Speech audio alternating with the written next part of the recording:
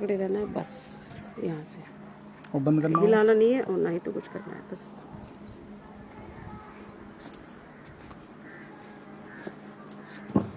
Hello, तो बकचूरी गांव में हम पहुंचे हैं और आप लोगों का बहुत बहुत दिल से धन्यवाद, अभिनंदन, स्वागत करती हूं। आप लोगों ने इस मीटिंग का आयोजन किया है, आप लोगों का बहुत बहुत धन्यवाद। और सभी लोगों से कहना चाहूंगी कि मीटिंग में ज्यादा से ज्यादा लोग सहयोग दें। और अपनी बात को मैं, इमरान खान ने एक मैसेज दिया है, इमरान खान के एक मैसेज को मैं पहले पढ़ूंगी, उसके बाद मैं मीटिंग का आगाज करूंगी। तो उन्होंने लिखा है, जो साहिबे मसनद है कल नहीं होंगे, जो साहिबे मसनद है कल नहीं होंगे, किराएदार है जाति मकान थोड़ी है, किराएदार है जाति मकान थोड़ी है, सभी का खून शामिल है यहाँ की मिट्टी में, सभी का खून शामिल है यहाँ की मिट्टी में, किसी के बाप का हिंदुस्तान थोड़ी है। तो ये था इमरान खान जी का मैसेज। और एक बात और कहना चाहूंगी, अफसोस इस बात का नहीं है, अफसोस इस बात का नहीं है, धर्म के नाम पर धंधा हो रहा है। अफसोस इस बात का नहीं है, धर्म के नाम पर धंधा हो रहा है। अफसोस तो इस बात का है कि पढ़ा लिखा भी यहाँ पर अंधा हो रहा है। मानेंगे मेरी बात? तो अब अपनी मीटिंग को हम शुरू करते हैं और अपनी बात को भी हम आगे बढ़ाते हुए, सबसे पहले तो हमने जिस वजह से इस मीटिंग का और आप लोगों ने इस मीटिंग का आयोजन किया है, तो सबसे पहले मैं आप लोगों को बताना चाहती हूँ, मेरे पास बहुत ज्यादा शिकायतें आती हैं कि नशा बहुत ज्यादा हो रहा है, अधिक नशा जिसे कहते हैं, छोटे छोटे बच्चे नशे के आदी हो रहे हैं। तो हम यही कहना चाहते हैं अपनी माताओं बहनों से कि देखिए, सबसे पहले आप अपने बच्चों को कंट्रोल कीजिए, बायात उन्हें घूमने मत दीजिए बिल्कुल भी, क्योंकि नशा इतनी बुरी बीमारी है, यकीन मानिएगा कि ये घर तक भिजवा देता है।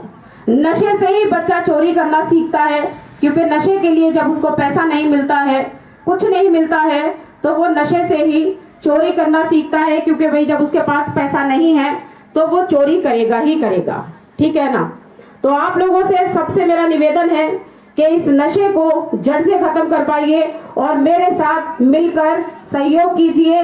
हम सब एकजुट होकर, एकता बनाकर इस नशे जैसी बीमारी को, इस सट्टे जैसी बीमारी को, इस जुए जैसी बीमारी को, जितनी भी हमारे देश में, हमारे समाज में गंदगी फैली हुई है, इस गंदगी को हम निपटवाने का, समेटवाने का, साफ करवाने का काम करेंगे।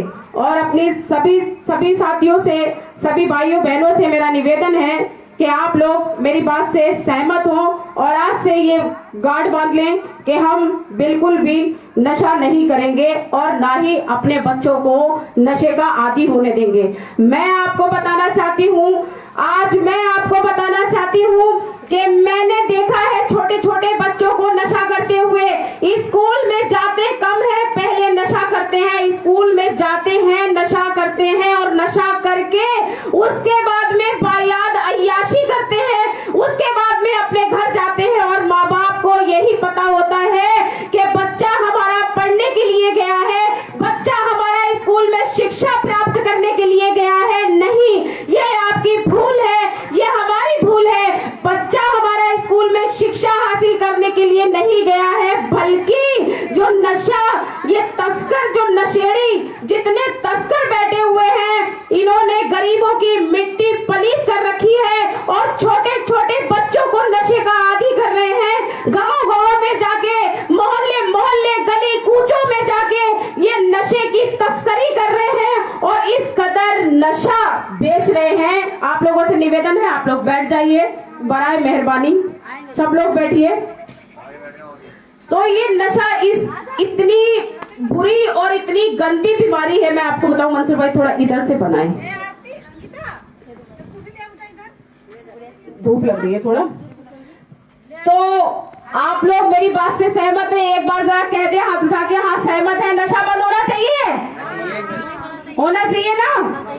इंशाअल्लाह ताला नशा बंद होगा और हम सब एकजुट होकर एकता बनाकर इस नशे को बंद करेंगे।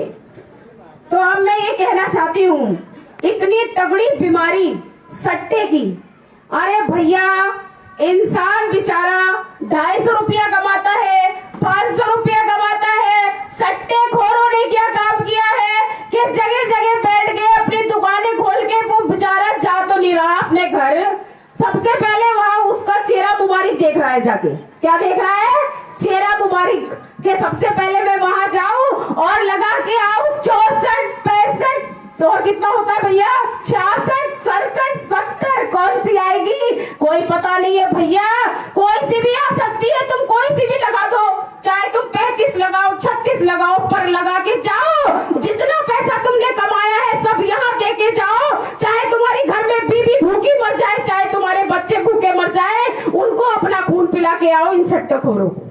गलत कह रही हूँ, ऐसे ही तो हो रहा है, ये धंधा बना रखा है भाई, जगह जगह आपने दुकानें खोल ली है, फिर कहते हैं हमारा तो हफ्ता जाता है, अरे हफ्ता जाता है तुम्हारा कम वक्त तो गरीबों का खून क्यों पी रहे हो? गरीब बेचारा 250 500 300 रुपए मजदूरी कमाने वाला, वो तुम्हारे सट्टे में तुम्हारी गाड़ी में अपना पैसा डाल के जा रहा है, बेचारे 20 बच्चे उसके क्या खाएंगे, क्या खाएंगे, लेकिन नहीं समझ में आता लोगों के, नहीं आता।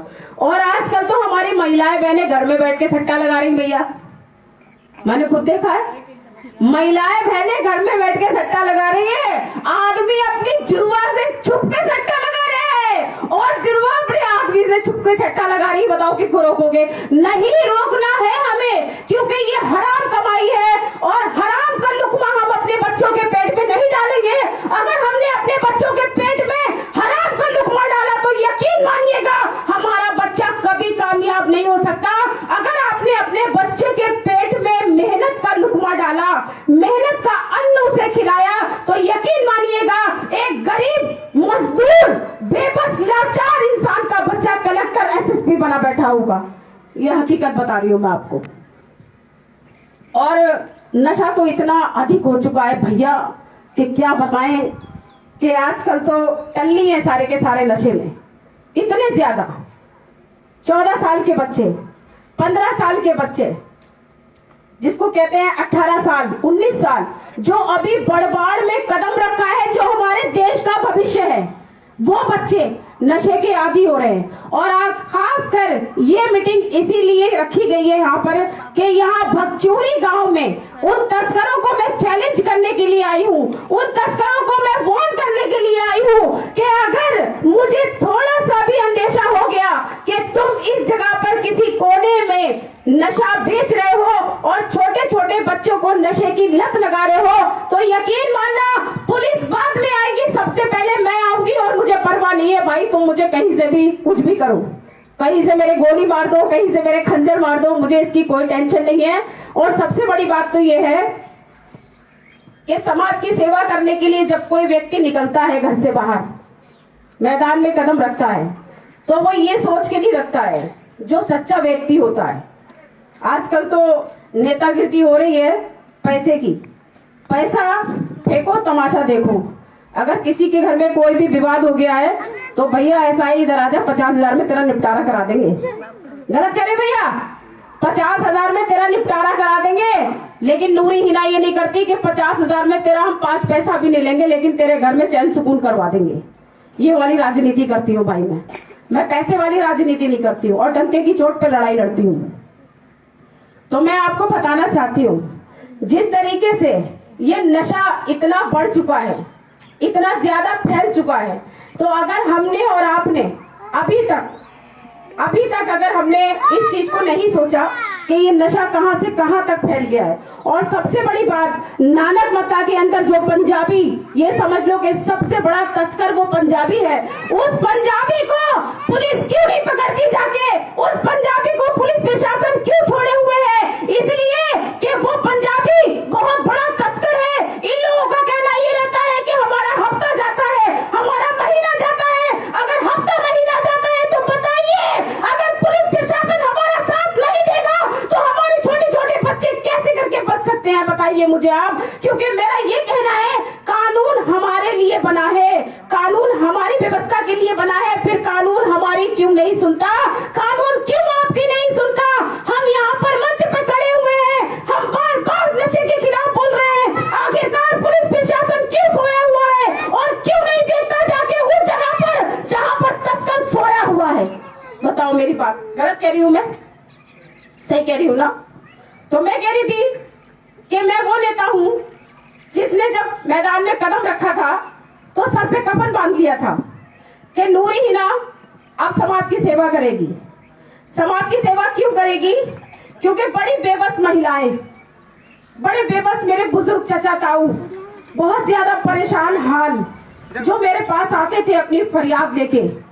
मेरी कोई औकात नहीं है, अल्लाह की दी हुई तौफीक है, वरना मैं तो कुछ नहीं हूँ। तो मुझे लगता था कि क्यों ना मैं इनकी मदद के लिए मैदान में उतरूं, क्यों ना मैं इनका सहारा बनूं। हीला वसीला होता है इंसान का, करने वाला सब मालिक है। तो मैं मैदान में उतरी और खास अलविदा वाले दिन मैंने कसम खाया था कि सर पे कफन बांध के मैदान में उतरी हूँ। इंशाअल्लाह ताला हर गरीब की, हर बेबस की आवाज बन के उभरी हूँ और किसी की भी समस्या होगी, किसी की भी समस्या, उस समस्या का समाधान करने के लिए पूरी तरीके से मैं मैदान में उतरूंगी और उस समस्या का समाधान कराने के लिए मैं पूरी तरीके से सक्षम हूँ। और आज भी, क्योंकि मैं किसी से पैसा नहीं लेती। मैंने देखा है, खटीमा क्षेत्र हो गया, आपका ये क्षेत्र हो गया, हर जगह आप देखो पैसे की राजनीति चल रही है भाई। अभी देखेंगे आपके दरवाजे दरवाजे भिख मंगे आने वाले हैं, कुछ ही दिन जा रहे हैं, भिख मंगे आएंगे वोट मांगने के लिए।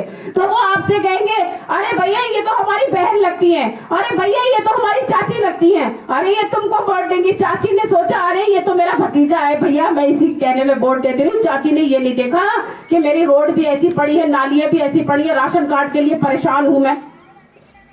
गलत कह रही हूँ? चाची ने ये नहीं देखा, चाची ने ये देखा मेरे भतीजे का मुंह है, भैया वोट डाल दूं। चाची को ये नहीं पता कि मेरा 1 करोड़ से भी अधिक कीमत का वोट है। गड्ढे में फेंक दो वोट पर ऐसे आदमी को, ऐसे नेता को वोट मत डालो जो आपको इस्तेमाल कर रहा है। बहन ने कहा मेरा भैया है, भैया जी आया है, मैं इसका मुंह रखूं करके मैं वोट डाल दूं। तो आप पहले, मैं आप लोगों से ये कहना चाहूंगी, आप यहाँ बैठ जाइए प्लीज, आके इधर बैठ जाइए, आप भी आ जाइए, इधर आ जाइए। तो बहन या चाची या ताई खुद की अपनी बीवी या शौहर ये ना सोचे कि ये मेरी बीवी है तो मैं इसके कहने में आऊं। वोट के मामले में कह रही हूँ, वोट के मामले में ये आपका अधिकार है। जो आप अभी तक रो रहे हो, रो ही तो रहे हो भाई। हंसने के दिन किसके आए बताओ मुझे? किसी के हंसने के दिन आए? सब रो रहे हैं। वोट में याराना नहीं है भाई, वोट उसी को देना जो आपको ठीक लगे कि ये नेता इस लायक है कि हम इसे वोट दें। मैंने देखा कि नेता लोग दरवाजे दरवाजे खड़े हैं, वो बड़ी भीख मांग रहे हैं, इस बार सपोर्ट कर दियो, इस बार सपोर्ट कर दियो, इस बार हमें मौका दे दियो। मैंने कहा या अल्लाह इनको मौका दिया जाए, बेचारी जनता बेवकूफ है, जनता बेवकूफ है। आप यकीन मानना, मैंने कहा उनसे, मैंने कौन सा चुनाव लड़ ले भैया, सभासद का या चेयरमैन का? बोले मैडम सभासद का लड़ ले। मैंने क्या गारंटी है अपने वार्ड को देखोगे भाई? कोई गारंटी है? अभी तक तो जितने सभासद है वो तो वहां प्रधानमंत्री बने बैठे हैं अपने आप को। भाई इतना रौला तो प्रधानमंत्री का भी नहीं है देश का, जितने हमारे वार्डों के सभासदों का है। सच बता रही हूँ मैं आपको। तो वो वहां से अगर हमारी कोई मजबूर बेबस महिला जाएगी बहन कि भैया सभासद भैया ये लिख के प्रमाण पत्र इस पे मोहर लगा दो, तो सभासद अंदर से कहलवाएगा कि हम नहीं है, कहीं तो नहीं है नहीं। और वोट मांगने के लिए दलदल में भी आ जाएंगे साले। गलत कह रही हूँ मैं? वोट मांगने के लिए दलदल में भी आ जाएंगे। तो आप मुझे बताइए, आपके जितने भी सभासद हैं, भाई इस गांव में कितने सभासद हैं पता है किसी को? कितने वार्ड है यहाँ पे? आप ही होंगे वोट मांगने? नहीं, वोट मांगने आते हैं कि नहीं आते? वोट मांगने आते हैं ना? अच्छा, आप वोट देते हो उनको? खाली वोट मांगने आते हैं तब आते हैं इस गांव में, इससे पहले नहीं आते हैं कि कौन परेशान है, कौन दुखी है? कोई नहीं आता देखने के लिए। अभी हाथ जोड़ जोड़ के आते हैं करके दे दियो अम्मा, दे दियो चाची वोट। अच्छा, कोई नहीं आता है। जाति बनाने जाओ तो पुराना रिकॉर्ड मांगते हैं, जब पुराना रिकॉर्ड है नहीं तो हम देंगे कहाँ, हमारे बच्चे की जाति क्या नहीं बनेंगे। अच्छा, जाति प्रमाण पत्र हाँ, जाति कितना कितना पुराना प्रूफ? 30 साल का? पता नहीं कितने कितने हाँ, 30 साल का, 30 साल का मांगते होंगे। 30 साल का मांगते तो मांगेंगे नहीं। आपने जो वोट दिया है, आप वोटर हो, तो आपका क्या वजूद है भाई? नेता तो जीत जीत के बैठ जा रहे हैं, आपको आपसे तो प्रूफ मांग रहे हैं। ये तो आपका अधिकार है, ये तो आपका राइट है कि हमने जब तुमको वोट दिया है तो हम और किस चीज का प्रूफ दे? सबसे बड़ा प्रूफ हमने ये दे दिया कि तुमको विजय बना दिया। विजय बना दिया भी सबसे बड़ा प्रूफ है। तो आते हैं ना भिखमंगे भुखमंगे इस गाँव में, कान खोल के सुन ले भैया, बाहर बहुत तेज आवाज जा रही है मेरी। भीख मंगो, भूखो, प्यासो, नंगो, इस गांव में आने से पहले, वोट मांगने से पहले इनकी सुख सुविधा का ख्याल रखो। और मैंने सुना है कोटे वाले कोटा कौन सा? एक कोटा है, 2 कोटे? कितने कोटे हैं यहाँ पे? राशन मिलता है सबको? अच्छा, राशन मिलता है कि नहीं मिलता सबको? बड़े लोगों को मिलता है, गरीबों को नहीं। अच्छा, बड़े लोगों को मिलता है, गरीबों को नहीं मिलता है। अच्छा, क्या नाम है कोटे वालों का? सरोज कोटे वाले, एक ही है कोटा बंडिया में। अच्छा, तो अभी तक आप लोगों के बीच में कोई ऐसा आया नहीं था ना? अब तो आप हमें 12 बजे भी बुलाइए, हम आने के लिए तैयार हैं। 1 बजे भी बुलाइए, तब भी आने के लिए तैयार हैं। इस गांव में जो सिस्टम चल रहा है, जैसे मेरे पास बहुत शिकायतें आई भाई, बकचूड़ी में जो कोटा है, कोटे धारक वो राशन नहीं देता है, ठीक है? हाँ, वो राशन नहीं देते भाई। तो कोटे वाले भैया राशन दो, गरीब जनता है भाई, बड़े बड़े आदमियों को राशन क्यों दे रहे हो? और वैसे भी मैं ये कहना चाहती हूँ, व्हाइट राशन कार्ड सबके पास है? व्हाइट है राशन कार्ड?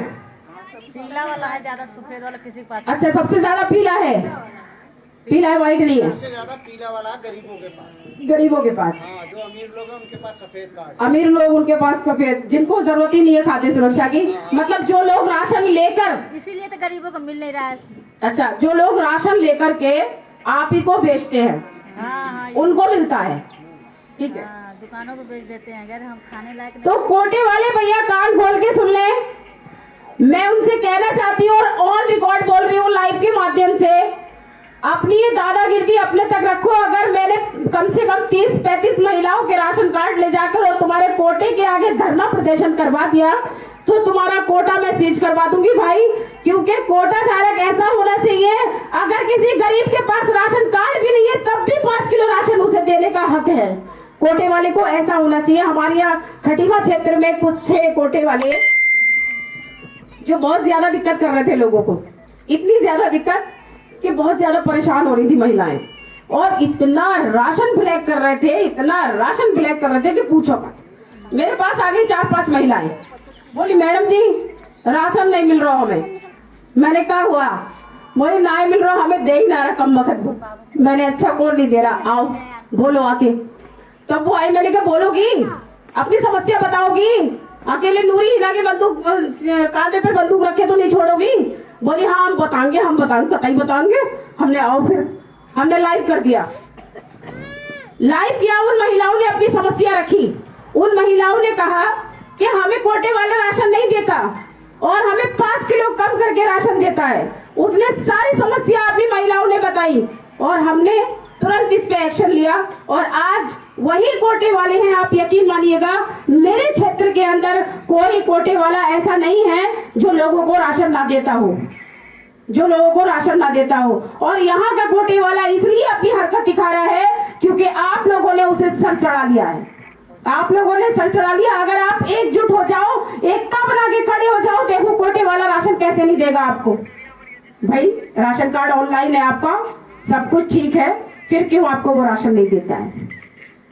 बताइए मुझे। राशन देगा। आप सारे लोग एक दिन इकट्ठा हो जाओ, अगर इस बार राशन नहीं मिलता है या लोगों की समस्याएं हैं, वो लोग इकट्ठा हो जाए एक जगह और मुझे बता दे अपना समय, इंशाअल्लाह ताला मैं खुद उस कोटे के सामने धरना प्रदर्शन करूंगी। वहीं कम से कम 10-20 औरतों को ले जाकर बैठूंगी और उससे ये सवाल करूंगी कि भाई तू इनको राशन क्यों नहीं देता है? ठीक है ना। इन लोगों को खून लग गया है, खून जिसे कहते हैं खून जो होता है ना, हराम जो होता है हराम, वो जब लग जाता है तो उसके बाद में कहाँ उसकी आदत छूटती है। पुलिस पट्टे मारे, पुलिस जेल में डाले, तब भी नहीं छूटती, क्योंकि उनको हराम लग चुका होता है। ये आदत सिर्फ और सिर्फ आप लोग ही उनकी सुधार सकते हो, क्योंकि आपका राइट है, आपका हक है। अब बात करते हैं हम ये जो सिस्टम चल रहा है नेताओं का, इसको लेकर के। एक बार राजू भाई को फोन लगाना करके, क्यों नहीं पहुंचे अभी तक। हमने इतना काम किया है, इतना काम किया है अपने गरीब भाइयों और बहनों के लिए, मजलूमों के लिए। तो आज लोग जो मेरे दुश्मन हैं, जो मेरे दुश्मन मेरे घर में बैठ के चाय पी के जाते हैं, आप यकीन मानिएगा, जो दुश्मन है मेरे, जो घर में बैठ के चाय पी करके जाते हैं, और नूरी हिना को पता होता है कि ये चाय पीने वाला जो बैठा है ये मेरा दुश्मन है। कोई बात नहीं, तेरे नसीब का है तो पिए जा, खाए जा, कोई टेंशन नहीं।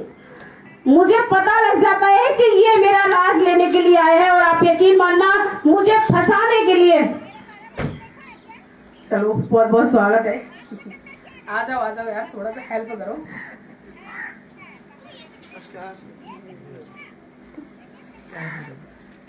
थोड़ा सा लेट हो गया।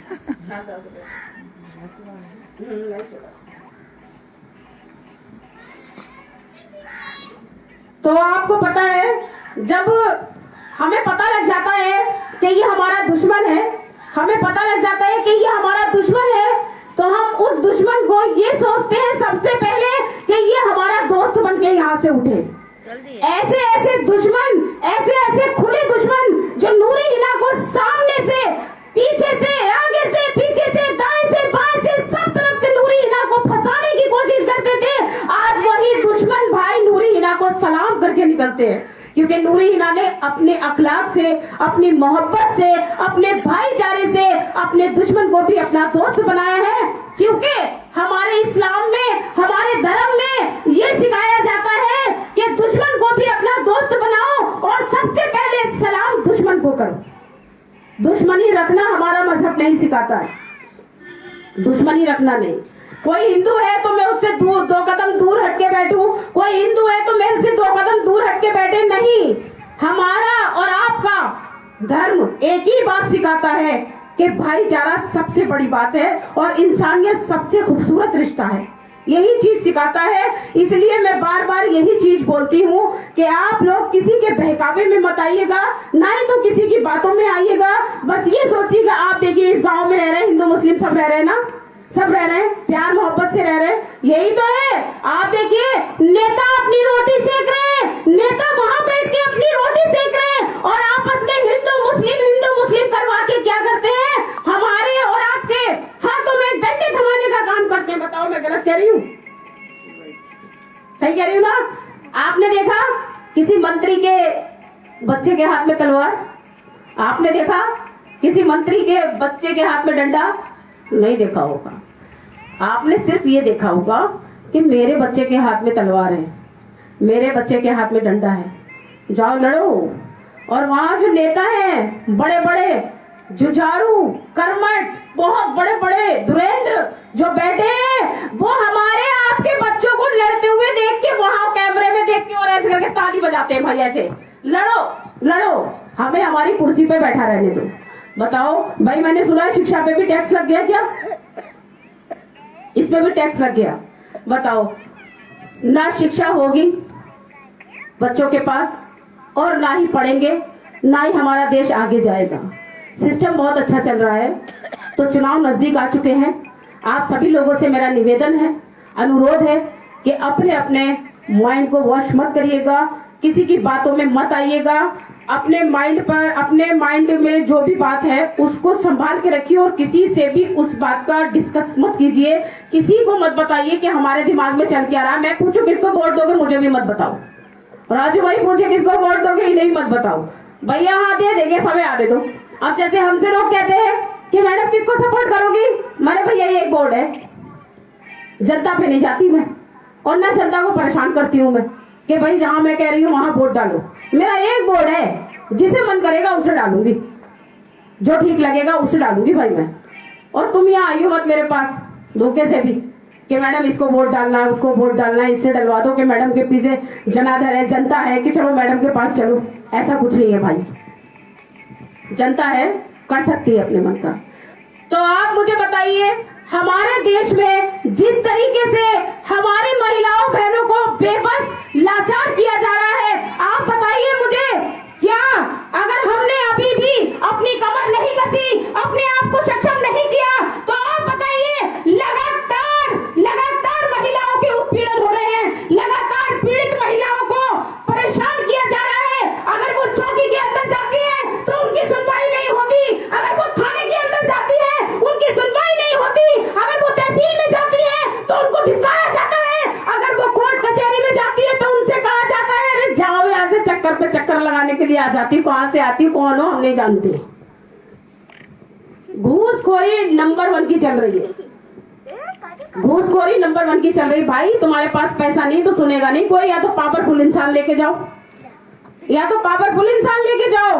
बताओ मुझे, यहाँ बहुत सी महिलाएं बहनें ऐसी हैं, बहुत से हमारे बुजुर्ग चाचा ताऊ ऐसे हैं जिनको बहुत ज्यादा समस्या है, परेशानियां हैं, बहुत पुलिस वालों के पास या चौकी में या थाने से जाने से कतराते हैं, सिर्फ इसलिए कतराते हैं कि हमारी सुनता ही नहीं, हमारी सुनता ही नहीं, बेबस होके घर में बैठ जाते हैं। अरे कोई तो हमारी बहनें ऐसी हैं जिन्होंने फांसी खा ली, जिनको इंसाफ नहीं मिला। और आज देख लीजिए, आप सोशल मीडिया खोल के देखिए, कितना ज्यादा लोगों पे सितम हो रहा है, कितना ज्यादा अत्याचार हो रहा है। बताइए मुझे कितना अत्याचार हो रहा है। सारे लोग फेसबुक चलाते होंगे, कोई ऐसा नहीं भैया नहीं चलाता होगा, सोशल मीडिया का जमाना है भाई, सब चलाते होंगे।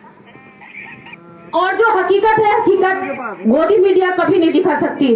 और तो और अपने चैनलों को आबाद करने के लिए, अपने यूट्यूब चैनलों को ऊपर पहुंचाने के लिए गांव वालों का सहारा लेते हैं। भाई बड़ी दूर से आके गांव वालों की बाइट लेते हैं, गांव वालों से पूछते हैं, पर हमारे ये भोली जनता, हमारी महिलाएं बहनें ये नहीं समझ पाती कि इनका तो चैनल चमकेगा, हम तो खाली ऐसे नमूने हैं, हम तो नमूने ये करेंगे क्या। ये तो खाली माई खिलाते हुए आ गए कि चलो एक न्यूज मिली, एक खबर मिली, इसे लगाओ। तो आप लोगों ने मेरी सबने बात सुनी, और आप लोगों से मैं यही कहना चाहूंगी कि आप सभी लोग इस बात पे ध्यान दें कि आप लोगों की जो भी समस्या है, जो भी दिक्कत है, जो भी परेशानी है, आप मुझे कांटेक्ट कर सकते हैं। इंशाल्लाह ताला आप ये मत सोचिएगा कि मैं बहुत दूर हूँ, ज्यादा दूर नहीं हूँ आपसे। कितना किलोमीटर है? 10 किलोमीटर दूरी पे हूं मैं ओनली। 10 किलोमीटर की दूरी पे भी होती तब भी आप आवाज देते जब भी मैं आती। ये मेरा काम है। मैंने कहा ना, बिल्कुल निःशुल्क निस्वार्थ अपनी आवाम के लिए काम करती हूँ, चाहे वो हिंदू हो मुस्लिम हो, इससे मुझे कोई फर्क नहीं पड़ता। बस मैं ये जानती हूँ कि मैं इंसान हूँ, आप इंसान हो, और आप लोगों से सभी से मेरा अनुरोध है कि आप लोगों को कोई सी भी समस्या है राशन कार्ड को लेकर, या आपको परेशान कोई कर रहा है,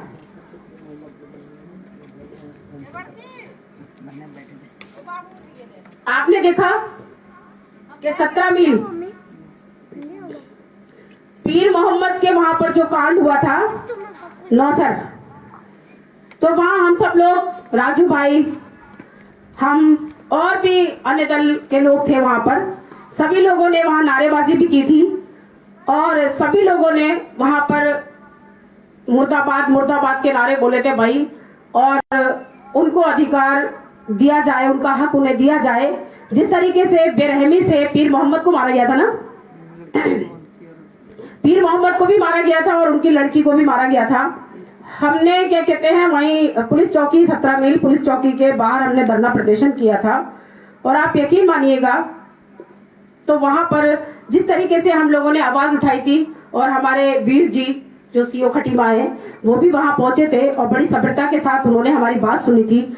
लेकिन जो वहां के चौकी इंचार्ज थे संदीप लगवाल जी, उन्होंने जो उन लोगों के साथ किया वो बड़ा दर्दनाक वाकया था, जो आप लोगों को सबको पता भी होगा, और नहीं पता होगा तो मीटिंग समाप्त होने के बाद में पूरा डिटेल आपको दे दिया जाएगा।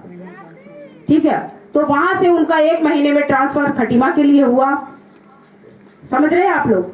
तो मैं यही कहना चाहती हूँ, चाहे कोई भी हो, कानून सबके लिए बराबर है, कानून के लिए भी कानून है, कानून के लिए भी कानून है। तो आप यकीन मानिए, चाहे प्रधानमंत्री हो, चाहे आपका मुख्यमंत्री हो, चाहे विधायक हो, चाहे कोई भी सांसद हो, चाहे गृह मंत्री हो, चाहे मंत्री हो, चाहे संतरी हो, कोई सा भी संतरी हो, सबके लिए कानून बराबर है। डरिए मत, अपने अधिकार की लड़ाई लड़ने से पीछे मत हटना। और सारी महिलाएं बहनें आज कसम खा लो कि अगर हमें कोई भी दिक्कत, कोई भी परेशानी होगी तो हम सीना तान के पुलिस चौकी भी जाएंगे, थाने भी जाएंगे अपनी फरियाद लेके।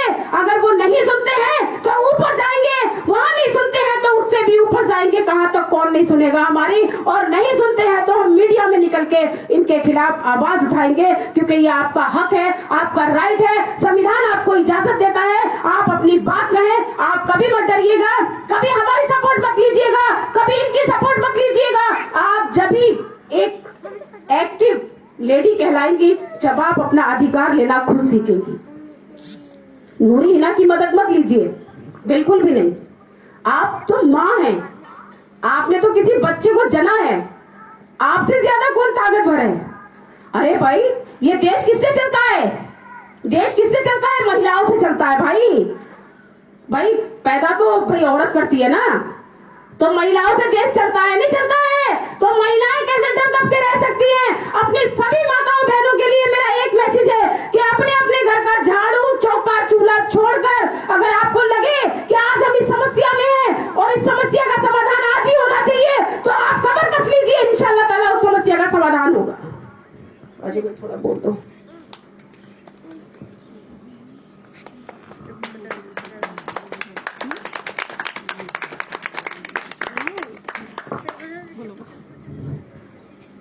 सामने दिखाना, मंच पे बैठी नूरीना जी, ये सोशल वर्कर हैं हमारी, और सभी जनता।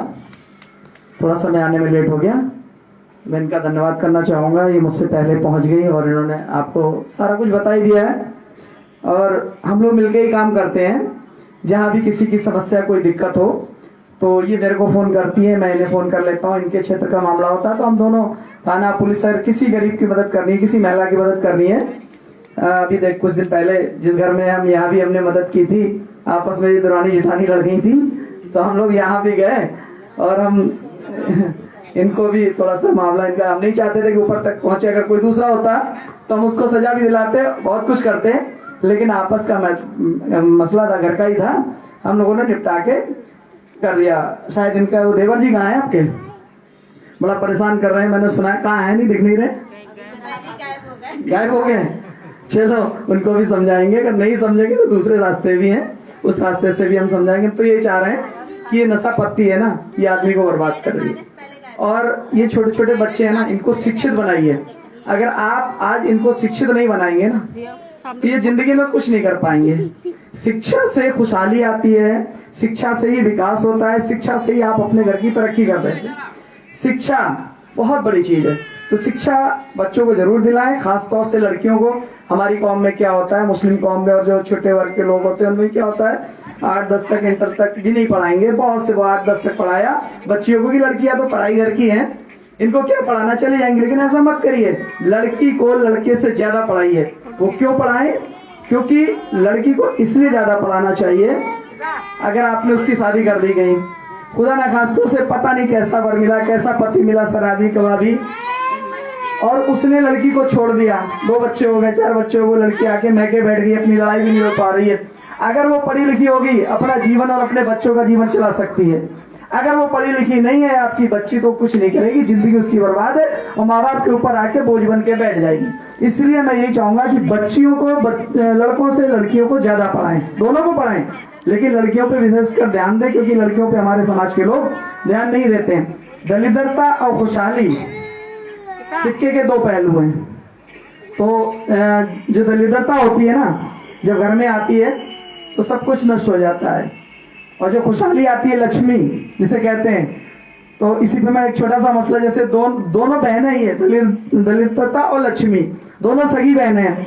एक बार दोनों सगी बहनें जो है, हिंदू मुस्लिम सभी बैठे हैं यहाँ पे, ये विष्णु भगवान जी के पास पहुंच गई। दोनों सगी बहनों ने कहा कि विष्णु जी ये बताइए, हम दोनों में खूबसूरत कौन है? अब लक्ष्मी जी और दलिद्रता दोनों पहुंच गई। विष्णु जी चक्कर में पड़ गए कि अगर मैं एक को बोल रहा हूं तो दूसरी नाराज हो जाएगी, दूसरी को बोल रहा हूं तो ये नाराज हो जाएगी। अब मैं किसे सही बताऊं किसे गलत बताऊं। देखिए उनका फैसला कितना अच्छा था। उन्होंने बिठा दिया दोनों को और कहा 10 कदम लक्ष्मी पहले तुम चल के जाओ। लक्ष्मी 10 कदम चल के गई, बैठ जाओ। कि दलिद्रता को भी बोला आप 10 कदम चल के जाओ, आप भी बैठ जाओ। दोनों 10 कदम वो भी चल के गई, आके बैठ गई। अब बारी आती है निर्णय की। सोचने लगी किसको अच्छा बताएंगे किसको अच्छा नहीं बताएंगे। कितना बढ़िया उनका जवाब था। उन्होंने कहा, पूछने लगी विष्णु जी बताइए बताइए कौन हम दोनों में सुंदर है, कौन अच्छा है। उन्होंने कहा जब लक्ष्मी जा रही थी तब अच्छी नहीं लग रही थी और जब आ रही थी तो बहुत अच्छी लग रही थी। लक्ष्मी हमारे घर में आती थी अच्छी लगती ना। और बोले दलिद्रता जब जा रही थी तब अच्छी लग रही थी, जब आ रही थी तब अच्छी नहीं लग रही थी। तो ये है उनका फैसला कितना अच्छा हुआ। और वास्तव में जब हमारे घर में दलिद्रता आती है तो अच्छा नहीं लगता है और लक्ष्मी आती है तो बहुत अच्छा लगता है। तो लक्ष्मी कैसे आएगी? जब हम पढ़ेंगे लिखेंगे, अपने बच्चों को पढ़ाएंगे, इनको आगे बढ़ाएंगे, विकास करेंगे, तभी हमारे घर में लक्ष्मी आएगी। अन्यथा जीवन भर आप दिहाड़ी मजदूरी आपके बच्चे करते रह जाएंगे। कहते 2 तरह की मेहनत होती है। मेहनत सभी करते हैं, एक मजदूर भी करता है मेहनत। लोग कहते हैं ना कि मेहनत करो आगे बढ़ोगे, लेकिन मजदूर जीवन भर ईंटें ढोता रहता है, गारा ढोता रहता है, कभी वो आगे नहीं बढ़ पाता। अभी देखा कभी आगे किसी मजदूरी दिहाड़ी करने वाले को आगे बढ़ते देखा? शाम को 250-300 रुपए लाएगा कमा के, क्या बच्चों को खिलाएगा, क्या वो उसी में सब कुछ खत्म हो जाता है। पूरा जीवन उसका दिहाड़ी मजदूरी करते ही वो आगे नहीं बढ़ पाता है। और एक होती है दिमाग की मेहनत।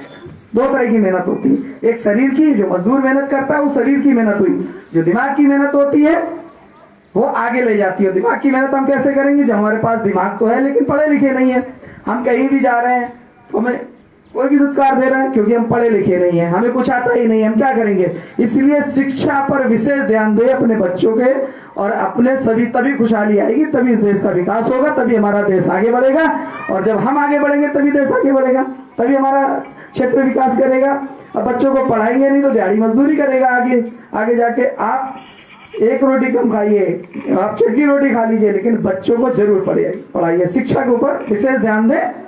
इसी के साथ और ज्यादा ना कह के बहुत बहुत धन्यवाद। आपने ये छोटा सा एक प्रोग्राम रखा, हमें और नूरीना जी को यहाँ पे बुलाया, इसके लिए आपका बहुत बहुत धन्यवाद। जय हिंद, जय भारत, जय उत्तराखंड। तो अब हम अपनी मीटिंग को समाप्त कर रहे हैं और जाते जाते एक बात जरूर कहेंगे, उनके आग जरूर लगाऊंगी जिनको आज ये खलबली हो गई होगी कि आया कौन है गांव में। जिनको ये खलबली हो गई, साउंड की आवाज कहाँ गई? उनको ये आग लग गई होगी कि आया कौन गांव में, आई कहां से है ये मैडम और लाया कौन है इनको। भाई किसी के भी बहाने, किसी के भी वसीले से अगर वहां पर अत्याचार हो रहा है, वहां दिक्कत हो रही है, तो किसी न किसी का वसीला तो होता है, भैया जान मुरीना पहुंच जाती है। और इंशाअल्लाह ताला मैं उन लोगों से कहना चाहती हूँ जो दारू बना रहे हैं इस गांव में, शराब बनाने वालों से मैं कहना चाहती हूँ, कान खोल के सुन लो भाई।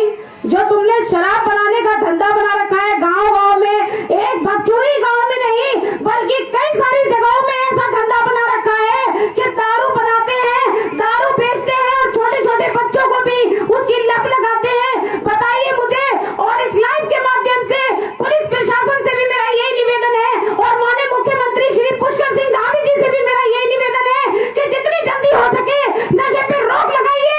आप दौरा करके देखिए, हर जगह दौरा करिए। जिस तरीके से पूरी हिना दौरा करती है उस तरीके से आप दौरा कीजिए, तब आपको पता लगेगा हमारा देश बर्बाद हो रहा है और लगातार हमारे छोटे छोटे बच्चे नशे के आदी हो रहे हैं। क्योंकि आप तो दौरा करेंगे नहीं, आप जब दौरा करेंगे तो पीछे से जिप्सियां आएंगी, पुलिस की गाड़ियां आएंगी। भाई आम आदमी आपको देख नहीं सकता क्योंकि आप मुख्यमंत्री हैं,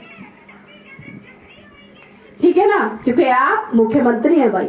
लेकिन नूरी हिना अगर एमएलए बनी या किसी और ऊंचे पद पे गई तो इंशाअल्लाह ताला आज मैं कह के जा रही हूँ इन सभी के सामने और इस लाइव के माध्यम से भी कह के जा रही हूँ, मैं ऐसी एमएलए बनूंगी, ऐसी विधायिका बनूंगी कि मेरी जनता को ये एहसास नहीं होने दूंगी कि मैं विधायक हूँ या आम आदमी हूँ।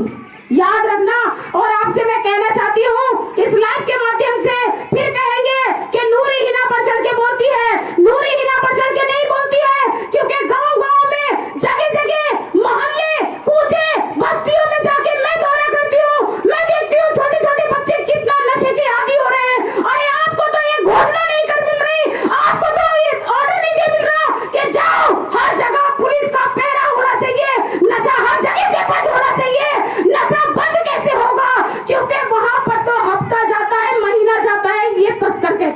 मैं नहीं कह रही हूँ।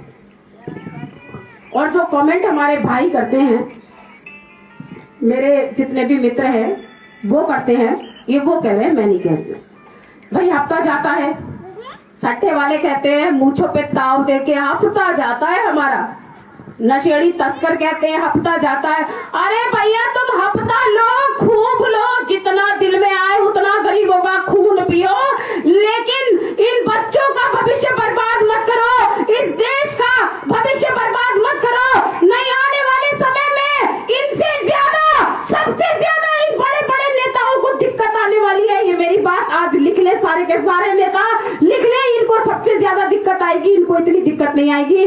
तो आप लोगों से बस मैं यही कहना चाहूंगी कि आप लोग कमर कस लीजिए और ध्यान दीजिए कि अपनी अपनी समस्या को अपने दिल में दबाकर मत बैठिएगा। और कोई भी अगर आपके साथ बदसलूकी कर रहा है या आपको कोई टॉर्चर कर रहा है, क्या आपको किसी भी तरीके की कोई दिक्कत आ रही है, तो आप मुझे कांटेक्ट कर सकते हैं। अगर आपकी हिम्मत फिर भी नहीं पड़ रही है कि हम उस जगह अकेले जाएं या ऐसे जाएं, आप इधर भी कांटेक्ट कर सकते हैं, राजू भाई को कांटेक्ट मुझे भी कर सकते हैं, कोई दिक्कत नहीं है। आप सबके लिए हम लोग हर समय अवेलेबल हैं, क्योंकि हमारा समाज के प्रति एक लगन है काम करने की। क्योंकि नेताओं ने बहुत लूट लिया, दलालों ने बहुत लूट लिया। अब तो मैंने कसम खा रखी है बहुत टाइम से, और उस कसम को मैं निभा रही हूँ कि दलालों को बिल्कुल छोड़ूंगी नहीं, जो मजलूमों को, परेशान लोगों को सताते हैं। अभी हाल ही में एक मैटर आया था हमारे पास, दलाल क्या कर रहे हैं, मेरा घर दिखा दिया और मुझको खबर नहीं, किसी को भेज दिया। ये सिस्टम चल रहा है। आपका प्लॉट दिखा दिया इनको, आपको खबर नहीं है, पैसा ले लिया है, सब कुछ कर लिया है, इनको खबर नहीं है, बेचारी धक्के खाती पड़ रही, मैंने 2.5 लाख रुपए दे दिया, मैंने 3 लाख दे दिया, मैंने 4 लाख दे दिया। अब वो दलाल का पता ही नहीं कि वो गया कहाँ, नंबर भी बंद कर दिया उसने। तो ऐसा भी बहुत चल रहा है। अगर किसी से कोई कभी भी प्लॉट लेने की बात आती है या किसी का मकान लेने की बात आती है, तो सबसे पहले 4-5 लोगों से उसकी जानकारी लें कि भाई हम ये प्लॉट ले लें। उन 4-5 में एक तो ऐसा व्यक्ति होगा जो आपको सच्चाई बताएगा, तब आप अपना पैसा डालिएगा, ऐसे अपना पैसा बर्बाद मत करिएगा। तो अब बस अपनी बात को मैं यहीं पर समाप्त करती हूँ और आप सभी लोगों का दिल से धन्यवाद करती हूँ। आपने छोटी सी मीटिंग का आयोजन किया, आप लोगों का दिल से बहुत बहुत धन्यवाद। और इस लाइव के माध्यम से मैं एक ही बात कहना चाहती हूँ, आप सभी लोगों का भी बहुत बहुत दिल से धन्यवाद, अपना कीमती वक्त दिया नूरी हिना को। और आप सभी लोगों से भी मैं कहना चाहूंगी कि जनता को इसी तरीके से जागरूक करिए, अपने गली मोहल्लों में, अपनी बस्तियों में लोगों को जागरूक करिए। ये नशा और सट्टा, इन जैसी बीमारियों से लोगों को जागरूक कीजिए और इन बीमारियों को आप जड़ से साफ करवाइए। तो आज के लिए बस इतने काफी, दुआओं में याद रखिए। जय हिंद, जय भारत, जय उत्तराखंड।